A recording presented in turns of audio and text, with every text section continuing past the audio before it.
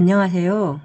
오늘은 들어봐요 호포노포노 중에서 자기 자신을 소중히 대한다는 것에 대한 글을 발췌해서 낭송해 보도록 하겠습니다. 가족에게 안 좋은 일이 있을 때는 뭘 해도 즐겁지가 않다. 가령 질병으로 고통받는 가족이 있으면 아침부터 저녁까지 머릿속에서 그 일이 떠나지를 않는다. 다른 일에 집중하느라 아픈 가족을 잠시 잊고 있으면 죄책감마저 든다. 업무를 볼 때에도 그 생각이 머릿속에 가득해 우울한 기분이 지속된다. 언젠가 그런 상태에 있는 내게 박사가 이렇게 말했다. 자신을 소중히 다루고 사랑한다는 것은 신에게 감사하는 것과 같은 자세입니다. 어떤 일을 하든 우선은 자신의 운이피리를 돌봐야 합니다. 즉, 자신과 충분한 시간을 함께하며 그 순간을 마음껏 누리는 것이지요. 이것은 모든 것의 근원인 신성한 존재에게 마음껏 깊숙이 고맙다고 말하는 것과 같습니다. 걱정스러운 기억이 재생될 때 나는 그 자리에서 멈추는 것만이 최선이라고 착각했기 때문에 정화도 하지 않고 운이피리의 존재도 잊어버리곤 했다. 하지만 가족이 아플 때에도 정화는 계속할 수 있다. 병문안을 가면서 가족의 등을 부드럽게 어루만지면서 편의점에서 선물용 젤리를 고르면서 내 안에서 경험하고 있는 그 문제에게 고마워요, 사랑해요 라고 말을 건네면 된다.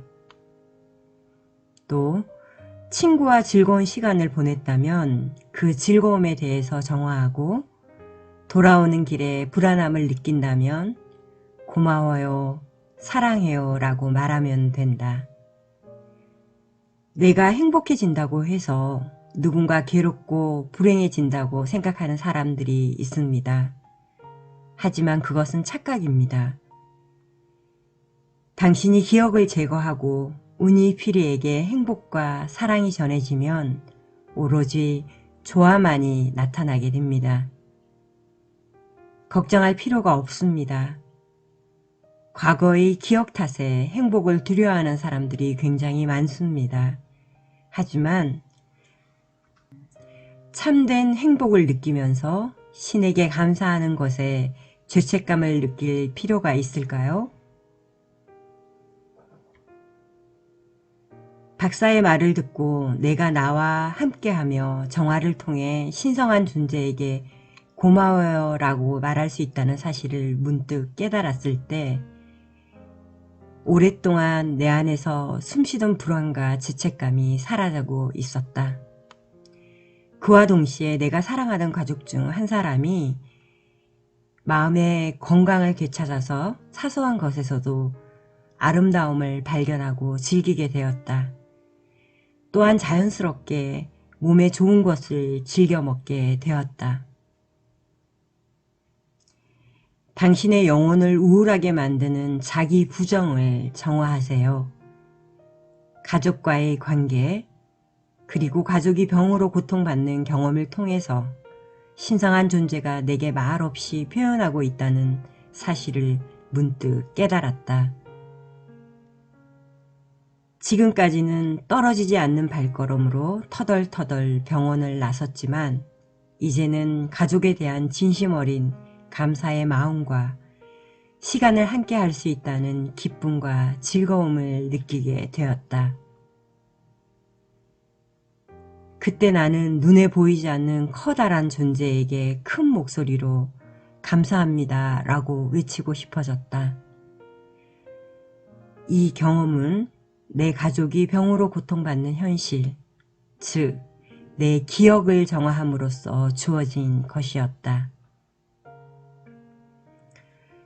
누구에게나 자신만의 신성한 존재가 있습니다. 신성한 존재는 각자에게 완벽한 것을 안겨다 주니 안심하십시오. 당신은 그저 당신의 일에 집중하면 됩니다. 박사의 한마디가 나에게 나와 사랑하는 가족과의 진정한 유대감을 깨닫게 해주었다. 그리고 큰 병으로 고생하던 가족은 이후 의사로부터 평생 끊기 어려울 것이라고 들었던 약을 기적적으로 끊게 되었다. 휴렌 박사가 전하는 호포노포노. 자기 자신을 가장 소중히 여기세요. 그 밖의 것은 언제나 그 다음입니다. 그것에 죄책감을 느낀다면 그것이 바로 당신의 운이필이 이 우주 전체가 내려놓고 싶어하는 괴로운 기억입니다. 나는 압니다. 그 무엇보다 자신을 소중히 여기는 사람은 누구보다도 자연과 주변에 있는 사람, 생물, 집 등 모든 존재를 소중히 다룬다는 것을요. 모든 존재의 정성껏 사랑을 표현하는 최고의 아티스트이지요. 강력한 천사와 같은 사람입니다. 사랑받고 있다는 것을 아는 우니피리만큼 최고의 아이디어를 주는 존재는 없습니다. 완벽한 타이밍과 환경까지 준비해주는 존재는 없습니다. 그러니 자신을 소중히 여기세요. 당신이 외부에 바라는 것을 당신이 지금 당장 자신에게 줄 수 있습니다. 그것은 분명 자유와 사랑과 평화겠죠. 당신 안에서 사랑을 체험할 때 당신은 단 한마디로 사랑의 씨앗은 제자리로 찾아갑니다. 당신 안에서 평화를 체험할 때 당신이 보내는 메일 한 통으로 평화의 씨앗은 제자리를 찾아갑니다. 각자가 진정한 자신을 되찾고 행복해지는 것에 책임을 다할 때 이 우주 구석구석까지 호포노포노의 정화작용이 두루 미칩니다. 당신이 정말로 필요한 것을 되찾으면 주변의 모든 것들도 필요한 것을 되찾을 수 있습니다. 사랑합니다. 아이스블루. 네, 이렇게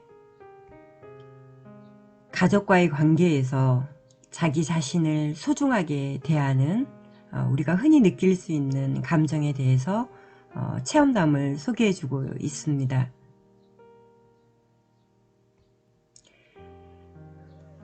수많은 책에서 자기 사랑을 이야기하고 있습니다. 스스로를 사랑하고 스스로를 소중히 여기는 것이 자기 사랑의 첫걸음인데요. 이것이 잘 이루어질 때 진정한 외부의 관계 맺기가 진정으로 발생하게 됩니다. 호프노포노에서는 우리의 무의식, 감정적인 부분이죠. 이 무의식적인 측면, 이 내면 아이를 우니필이라는 하와이안어로 우니필이라고 이야기합니다. 이 내면 아이는 우리의 모든 기억을 담당하고 있습니다. 감정을 통해서, 느낌을 통해서 우리에게 자신의 실체를 밖으로 지속적으로 내보내고 있습니다. 우리는 하루에도 5만 가지 생각을 합니다. 그 생각은 느낌을 만들어내고 그 느낌과 생각이 지속력을 가지게 되면, 그래서 커지면 감정이라는 덩어리를 만들어내고 그 에너지체는 우리에게 영향을 미치게 됩니다. 부정적이고 저항하는 감정은 스스로를 힘들게 하고 내가 나를 사랑하지 못하고 나와 싸우고 있는 것과도 같습니다. 우리는 무의식에 감정에 자동 반응을 하게 되고 또 그 감정에 온통 지배되어서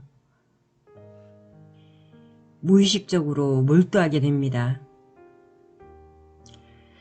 이때 어머니인 우한에, 하와이 말로 우한에 의식이 나서야 할 때입니다. 의식이 나서서 이 무의식을 통제하고 정리를 해주어야 합니다. 우리의 삶이 지속되듯이 수많은 종류의 감정과 계속 만나게 될 것입니다. 좋은 느낌도 있고 불쾌하고 갖고 싶지 않은 느낌들도 있습니다. 감정은 나의 소유물과 같습니다. 나 자신이 아닙니다. 내가 지속적으로 갖고 있을 수도 있고 이것을 흘려보낼 수도 있는 것입니다. 여기에서 저는 두 단어를 제시하고 싶은데요. 저항이라는 단어와 허용이라는 단어입니다. 우리가 불쾌한 느낌이 든다는 것은 뭔가 무겁고 뭔가 안 좋은 느낌이 든다는 것은 지금 나에게 온 느낌에 대한 저항입니다. 저항을 하고 있을 때 불편하고 안 좋은 기분을 느끼게 됩니다. 우리가 여지껏 인생을 경험해 왔듯이 좋고 나쁜 것은 반복해서 일어나게 마련이고 어떠한 상황은 늘 발생하기 마련입니다. 그것을 처리하는, 그것을 받아들이는 나 자신의 선택만이 있을 뿐이죠. 저항하지 마시고 허용하시기를 바랍니다. 저항은 힘겹게 지속적으로 끌어당기고 있는 것과도 같고 허용한다는 것은 섭리에 따라서 흘러가게 되어 있습니다.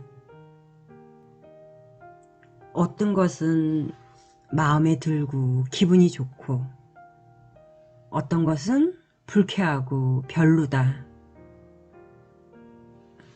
싫다라고 판단하느라 오랜 시간을 보내지 마시고 그저 조금 떨어져서 지금 나의 감정이 나의 감정이라는 소유물에 유쾌하지 않은 것이 왔구나 라고 잠시 멈춰서서 그 감정을 허용하시기 바랍니다. 이렇게 한번 선언해 보는 것은 어떨까요? 나는 지금 내가 느끼고 있는 이 분노를, 이 두려움을, 아니면 이 슬픔을 있는 그대로 받아들이고 허용합니다. 나는 지금 내가 느끼고 있는 이 느낌을 있는 그대로 허용합니다. 스스로가 스스로를 돌보고 이렇게 느낌을 알아봐 주는 것이 자기 자신을 관리하고 사랑해주는 첫걸음이라고 생각합니다. 호포노포노 정화에서도 이렇게 나 자신에 저항하고 무의식적으로 힘들게 하는 어떤 습관들, 감정적인 반응에 대해서 스스로에게 정화를 하는 것입니다. 나를 힘들게 하는 어떤 상황, 어떤 다른 사람들이 존재하지만 모든 것에서의 첫 번째 단계는 자기 자신에게 있기 때문에 일단 그 문제로, 그 상황으로, 그 관계로 인해서 힘들어하고 고통받고 있는 나 자신에게, 내 내면의 아이에게, 또 우니피리에게 이렇게 말하는 것입니다. 미안합니다. 용서하세요. 고맙습니다. 사랑합니다. 우리의 내면의 아이는 지속적으로 떠들어댈지 모릅니다. 뭔가 잘못됐어. 저건 아니잖아. 이런 건 옳지 않아. 어떤 식으로든 나에게 느낌으로, 말로 이렇게 말을 걸어올 것입니다. 내면의 아이는 말 그대로 아이입니다. 내 감정은 그 아이와도 같은 것입니다. 그 아이에게 이성적인 어떠한 논리나 이야기로서 이야기해 보았자 아무 소용이 없습니다. 그저 그 아이에게 위로를 해주면 되는 것입니다. 아, 많이 힘들었겠구나. 아, 미안해. 알아봐주지 못해서. 사랑한다. 고맙다. 너는 소중해 라는 느낌이 들도록 아이를 이렇게 위로해주면 되는 것이죠. 우리의 삶만큼이나 다양한 상황, 다양한 경험, 또 다양한 느낌들을 맞이하면서 살아갑니다. 순간순간 잠시 멈춰서서 나에게, 나의 내면 아이에게 사랑해, 네가 소중해, 고맙다 라고 이야기하는 시간 가져보길 바라면서 오늘 마치도록 하겠습니다. 고맙습니다. 사랑합니다. 그리고 축복합니다.